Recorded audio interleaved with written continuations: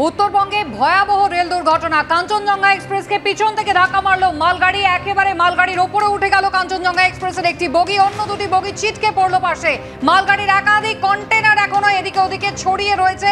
ইতিমধ্যেই 8 জনের মৃত্যু হয়েছে রেল সূত্রে, যেমনটা জানা যাচ্ছে। সরাসরি আপনাদের ঘটনাস্থলে নিয়ে যাব। আবির দত্ত আমাদের সঙ্গে রয়েছেন।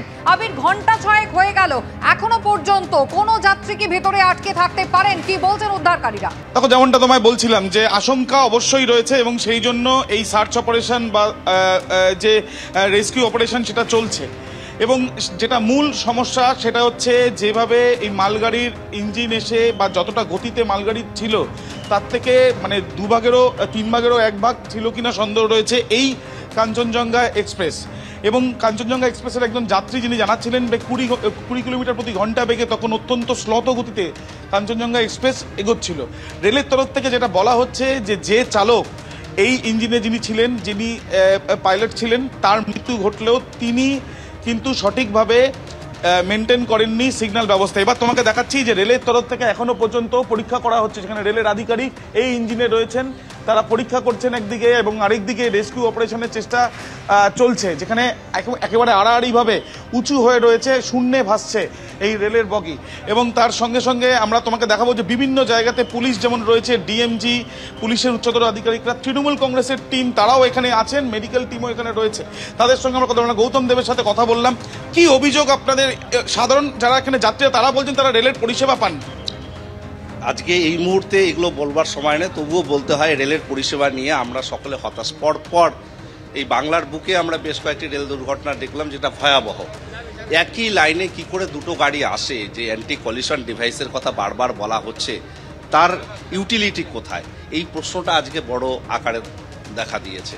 আজকে প্রায় 16 জন মানুষের মৃত্যু, যদিও মালগাড়ির সঙ্গে যদি প্যাসেঞ্জারের বগির সঙ্গে এটা কলিশন হতো আজকে কয়েকশো মানুষ মারা যেত।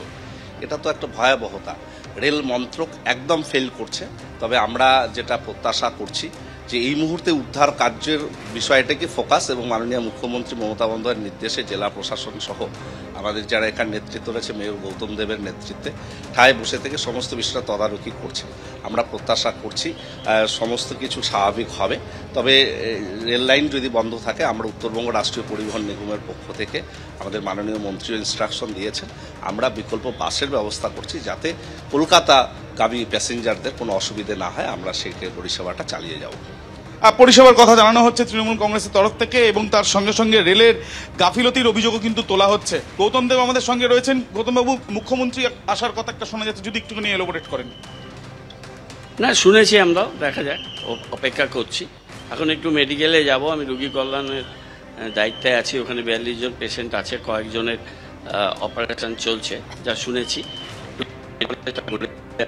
আর আমাদের একেবারে মুখ্যমন্ত্রী যাবেন এমনটাই কিন্তু জানা গিয়েছে এবং তার পাশাপাশি রেলমন্ত্রী অশ্বিনী বৈষ্ণব তিনিও কিন্তু রওনা হচ্ছেন দুর্ঘটনাস্থলের উদ্দেশ্যে।